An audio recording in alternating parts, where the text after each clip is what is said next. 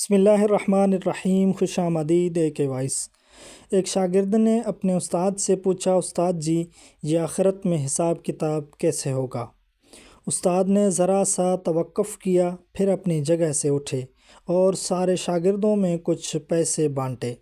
انہوں نے پہلے لڑکے کو 100 درہم اور دوسرے کو 75، تیسرے کو 60، چوتھے کو 50، پانچویں کو 25، چھٹے کو 10 اور ساتویں کو 5، اور جس لڑکے نے سوال پوچھا تھا اسے فقط 1 درہم دیا۔ لڑکا بلا شبہ استاد کی اس حرکت پر دل گرفتہ اور ملول تھا۔ اسے اپنی توہین محسوس ہو رہی تھی کہ استاد نے آخر اسے سب سے کم تر اور کم مستحق کیوں کر جانا۔ استاد نے مسکراتے ہوئے سب کو دیکھتے ہوئے کہا، سب لڑکوں کو چھٹی، تم سب لوگ جا کر ان پیسوں کو پورا خرچ کرو۔ اب ہماری ملاقات ہفتے والے دن بستی کے نان بائی کے تنور پر ہوگی۔ ہفتے والے دن سارے طالب علم نان بائی کے تنور پر پہنچ گئے، جہاں استاد پہلے سے ہی موجود سب کا انتظار کر رہا تھا۔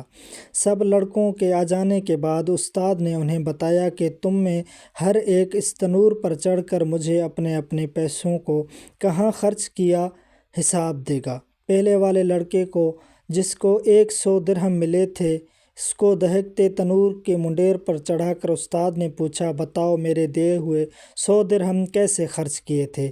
جلتی تنور کی نکلتے شعلوں کی تپش اور گرم منڈیر کی حدت سے پریشان لڑکا ایک پیر رکھتا دوسرا اٹھاتا، خرچ کیے ہوئے پیسوں کو یاد کرتا اور بتاتا کہ 5 کا گڑ لیا تھا، 10 کی چائے، 20 کی انگور، 5 درہم کی روٹیاں، اسی طرح باقی خرچے۔ لڑکے کے پاؤں جدت سے جل رہے تھے تو باقی جسم تنور کے نکلتے شعلوں سے جھلس رہا تھا، حتیٰ کہ اتنی سی دیر میں اسے پیاس بھی لگ گئی اور الفاظ بھی لڑکھڑانا شروع۔ بمشکل حساب دے کر نیچے اترا۔ اس کے بعد دوسرا لڑکا، پھر تیسرا اور پھر اسی طرح باقی لڑکے، حتیٰ کہ اس لڑکے کی باری عام پہنچی جسے 1 درہم ملا تھا۔ استاد نے اسے بھی کہا، تم بھی تنور پر چڑھ کر اپنا حساب دو۔ لڑکا جلدی سے تنور پر چڑھا، بغیر کسی توقف کے بولا کہ میں نے 1 درہم کی گھر کے لیے دھنیا کی گڈی خریدی تھی، اور ساتھ ہی مسکراتا ہوا نیچے اتر کر استاد کے سامنے جا کر کھڑا ہو گیا، جبکہ باقی لڑکے ابھی تک نڈھال بیٹھے اپنے پیروں پر پانی ڈال کر ٹھنڈا کر رہے تھے۔ استاد نے سب لڑکوں کو متوجہ کر کے اس لڑکے کو خاص طور پر سناتے ہوئے کہا، بچوں، یہ قیامت والے دن کے حساب کتاب کا ایک چھوٹا سا منظر تھا۔